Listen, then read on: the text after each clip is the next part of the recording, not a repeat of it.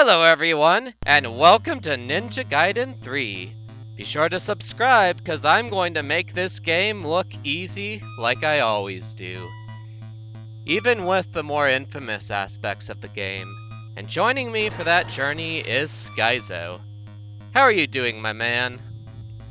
I'm doing well. Hello, YouTube. The adventures of Ryu and Irene. Looks like they're having a fun time, right? Yeah, she's conveniently standing in front of a cliff. Uh-oh. What is Ryu saying? What does he mean it's the end? Oh no. Is this an imposter wearing Ryu's hood? Is it? I mean, I know the answer, but I don't want to spoil it. Well, the suggestion makes me think that yes, it is an imposter. We'll see about that.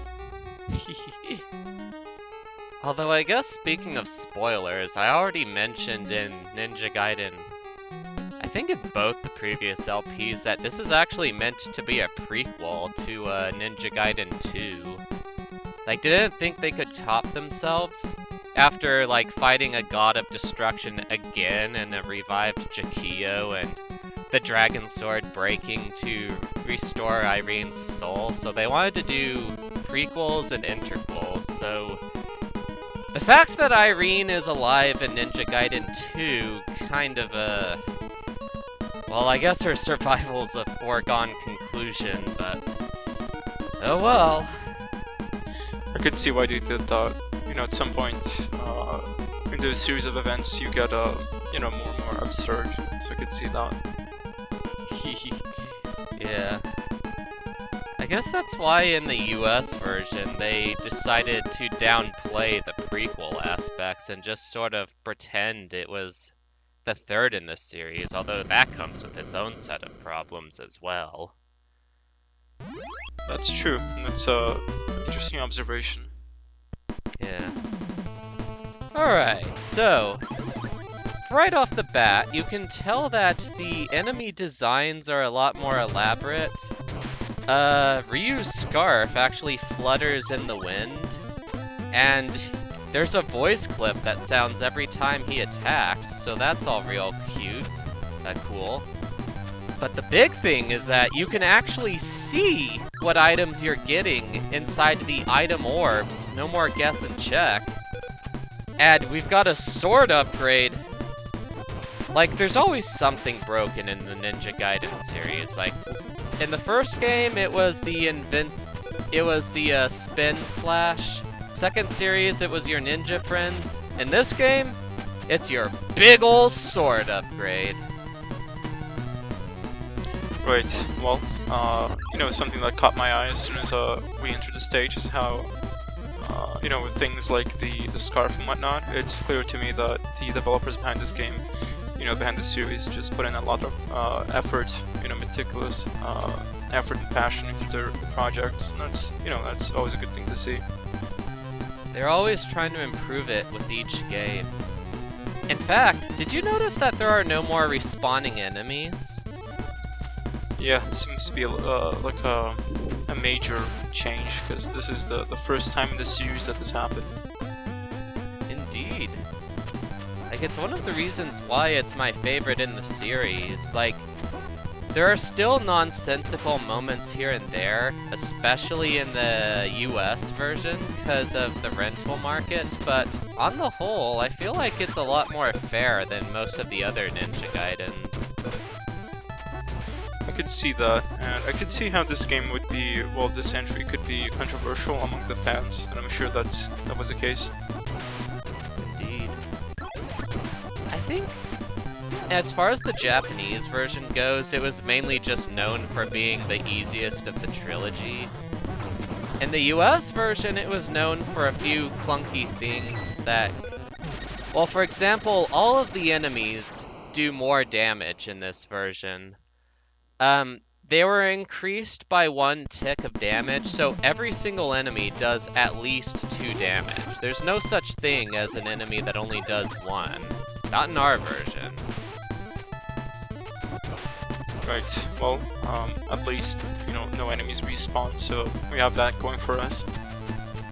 Yeah. And for those new to this series, the way I do things, I always do things the normal way for beginners, and then I include a speedrun section where I use tassing tools to try and imitate what I see on speedrun.com and all. And one of the tricks I use is a sort of animation canceling trick where I'm in the air, I hold up, and I alternate between A and B, and that allows me to shoot out my sub-weapon a lot faster than normal. That's part of what you saw for that boss kill. Anyways, new character. Right, well, on the topic of, you know, tool-assisted runs, even though you don't do what we see, you do put in the effort to, you know, go back to a frame or two and then, you know, put in the meticulous effort to perfect it, I guess, optimize it, which is, you know, impressive in and of itself, I think. Thank you. Castle Rock Fortress. Now see, could this be another mysterious ally? I mean, he's fishy looking, but I thought Robert from Ninja Gaiden 2 was fishy looking as well, and then it turned out, nope, no twist there. He really is just a really cool guy that wants to help you. No secret connection to Irene or anything. He's just a good Samaritan. Well, you know, given the theme of imposters in this game, you know, from the beginning, it seems to me like, I don't know if I trust him, but we'll see. That is a really good point, actually.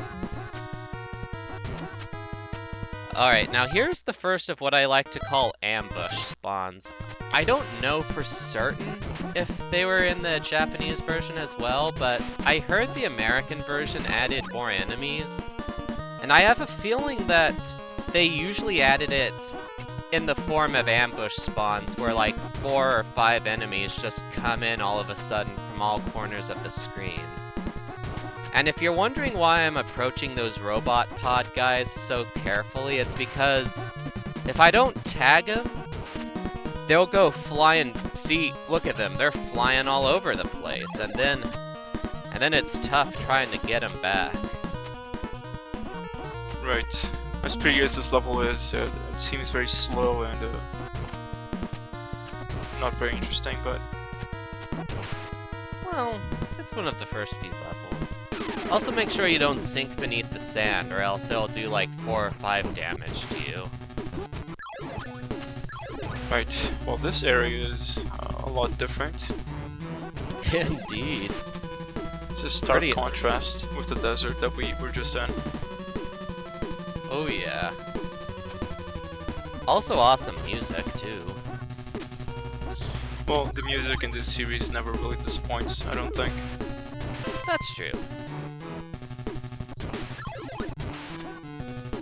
Also, if you'll notice, the game's a lot more generous with its Ninpo drops, so you can afford to use your sub-weapons a lot more than, say, Ninja Gaiden 1. That doesn't come into play much during these first few levels, but like, when we get to Act 7, that's gonna be the only way you can beat it without deaths, because one of the changes the US version made is that it doesn't refresh your counter between screens, like the first 2 series did. It just keeps going and going and going and going until you beat the boss. In Act 7, it still has the boss gauntlet with the 3 forms and everything, so it's a real crunch trying to beat it in time. Right, so if I remember correctly, you mentioned that this is arguably the most difficult game in the series, and part of the reason for that is the US version is like there are a lot of changes unique to it because, you know, the rental market and whatnot, so they had to make sure that the customers paid for the full price of the game. They didn't just pay half price by renting it and beating it in one shot. Because the rental market didn't exist in Japan. Alright, Future Theo here to show you a new trick. Yeah, you can clip right into the wall before it has time to load. See, this level loads as it scrolls. So like here, I can see both the guy's biceps, and that's my timing to jump into that wall. Cause see, the ledges that you can get on load before the walls do. And if you just hold up and right and press the A button over and over again, you can generally ascend. And when that doesn't work, you just tilt a little bit to the left, and that'll get you climbing so that you can continue on. And here, I just wait until that little bit is jutting out. Look at the button inputs to get a clearer picture of what I'm doing.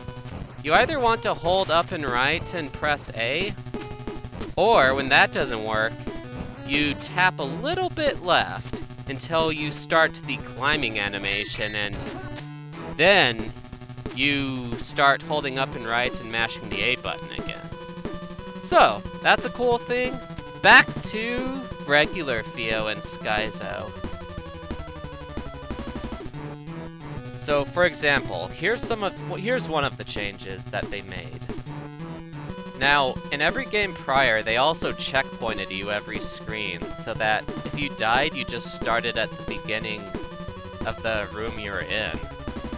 But in this game, you start all the way back at whatever stage you're at. So, you know, we're in stage 2-2, we start all the way back at the beginning of 2-2. Right, and I'm sure that there are a lot more changes like this that just add up very quickly and make the game much more challenging. Yes. For example, the most infamous change, limited continues. In addition to the 3 lives, you also have 5 continues, and if that counter reaches 0, you start all the way back at the beginning of the game. It's pretty brutal. There's probably a way or two to circumvent that, I would hope. There are. Mainly the lives that we pick up.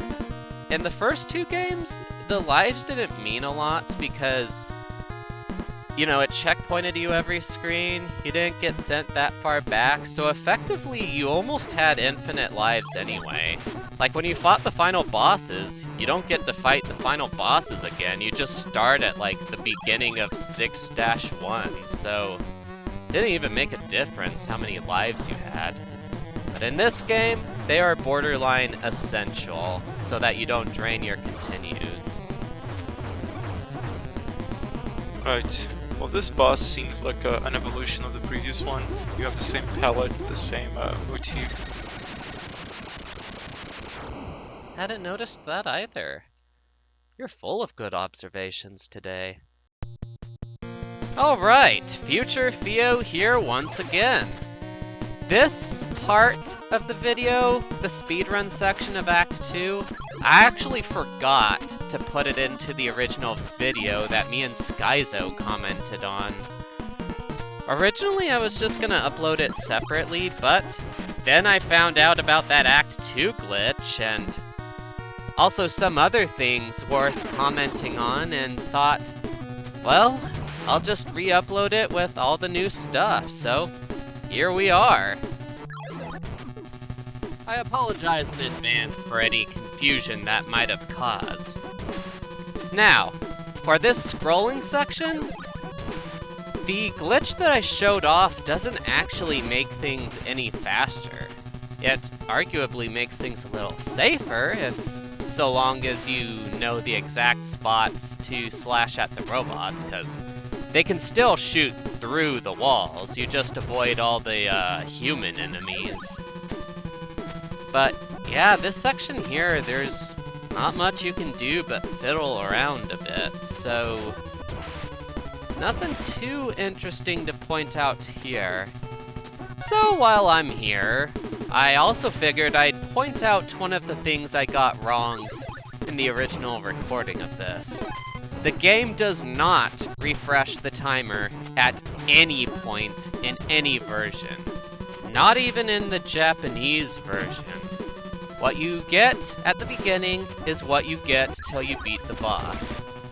Also, they actually relocated a lot of the power-ups you get. Like, for example, the invincible fire wheels are way more common in the Japanese version than in our version. Anyway, here's the boss.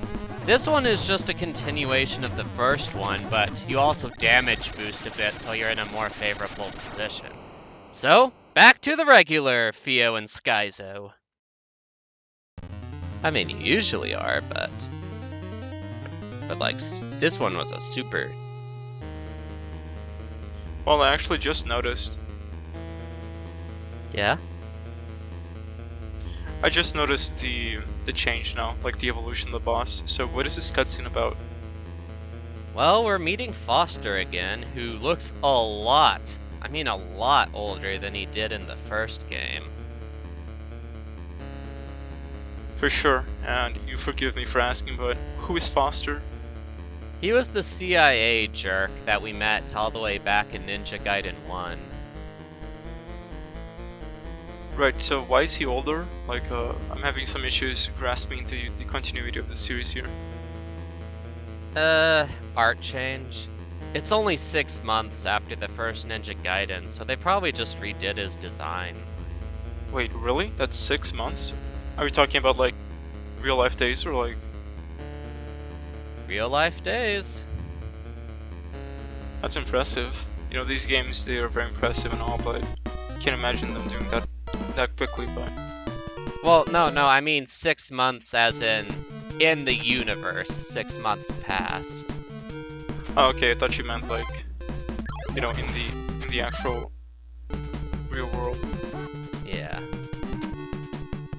Now this game, this level, I would recommend pausing every time you get to a new platform, because you're on these tiny little things, and you've got the fish enemies all the way down at the bottom of the screen, so sometimes knowing what's coming up, and they're also flickering all the time, so it can be tough actually seeing them before they come. And I would also recommend keeping the downward fireballs, because they shoot at an angle, so you can snipe them from real far away, like that. Right, well, this level, you know, looks pretty and all that, but looks very cluttered as well. Yeah. I don't know if that's the US version's fault, or if it was like that in the original game, but it is definitely cluttered. No, it's probably... I would guess that it's like this in every region. I don't see why they would change it, something like that. I see. So, back to the infinite lives. The ironic thing about the game not checkpointing you every screen is that it also allows you to collect the lives every time you die. So in a sense, as long as you can make it to the extra life, you don't actually lose any progress. In fact, there's an easy trick that you can do in Act 6 that basically gives you infinite lives if you know that you can travel between screens. So, in a sense, you don't actually have to beat the game on limited continues, you just have to make it to Act 6 on limited continues, and that's only like 80% of the game. Right, this is a very strange area, very alien. Indeed. Also, make sure to go down very slowly since you can't see what's below you. Climb the walls if you have to, pause if you have to. There's not too many surprise enemies, but there are some. That's a little janky. It is a little janky. Oh, one thing I probably should have mentioned at the very start. You noticed how Ryu can hang on to pipes and all that and traverse between them, right? Yeah, very useful. Yeah, so when you're jumping onto a pipe, you don't have to do anything special. If you want to jump down from a pipe, you have to hold down and then press A, and Ryu will just sort of skedaddle his way downward. That's intuitive, I like that. Yeah. Also, we have another invincible fire wheel, and an automatic Ninpo refill just next to it. So one of my favorite tricks is to get that invincible fire wheel, travel on back here, activate it before picking it up, and now we have invincibility and a full ninpo counter, so we can just run right through all these guys. Love that trick. It's very handy. Indeed. And the good thing is that even though the counter doesn't refresh until you beat the boss, you still generally have enough time to where you can take your time with these stages instead of trying to rush through them.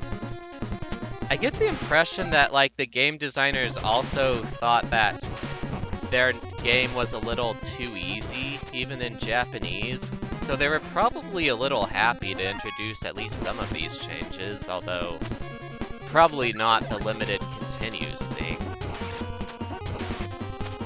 Right. Well, it may just be me, but the timer seems to be shorter in these, like in this series, but, well, in this game, but I don't know. Actually, I think it's the same. It's 250, which is about as long as it ever was in the first two games, but the fact that it doesn't refresh means that you're at much bigger risk of running out of time. Oh, okay, so that... Okay, yeah, I figured something was different, but I couldn't pin down what it was. Also, for these guys, only the right takes damage. The left is invincible, and I find their projectiles very tricky to dodge. So what I usually do is I just make sure to walk into this with at least 2 invincible fire wheel charges, and that way I can just stand still and slash them as their projectiles pass right through me.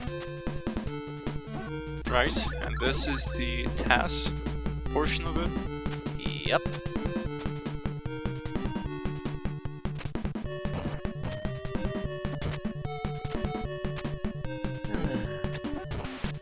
It really is, it never stops being amusing to me just how much faster the speedrun sections are than the normal playthrough versions, because you've memorized everything. And oh, by the way, when you run over those platforms, you don't have to jump, you literally just run over them. Well, there's a trick like that in the original Mario as well, with like, there's certain worlds where you have this long gap of you know, an air block and a solid ground and whatnot, and you can do the same thing. Yeah. Also, that fast wall climb trick is basically the equivalent of what you did in Ninja Gaiden 1, and just about as hard. Don't bother with it if you can't do it consistently, it only saves like a few frames. You know, once you've watched a single task speedrun, you'd think you've seen them all, but with every game it just gets, you know, more and more impressive, at least to me. Yeah, especially since there aren't any easy ways to kill the bosses like there were in the first two games. So you just have to do that animation canceling trick and be perfect in your mashing. Cause like, yeah, you can't just mash the button and go super fast. There's a specific rhythm you have to go in to make sure you're slashing as fast as possible. Also, you were right, it's an imposter. Good guess, Skyzo. It's a very, you know, unexpected, like, our ninja protagonist never had any rivals that I'm aware of. Yeah, and he actually gets the better of him in this one, too. Let's see if they show any blood. What kind of blood? Purple blood or red blood? Just about any kind. Okay, because remember, the human beings bleed purple blood. Or blue blood. It's only the demons that bleed red blood. So be sure to furnish your expectations accordingly. Sometimes it would get away with, you know, quote-unquote blood by making it green and whatnot, like pretending that everything is a robot. So maybe they'll pull that off here. Maybe. Also, he says Foster wants Ryu alive, but there might be a way that makes sense, but I don't think it does. I don't know. We'll see when we get to that episode. Speaking of which, that would be the end of this episode. See you all next time, and thank you for watching. Okay, I'll see you later, YouTube. Bye!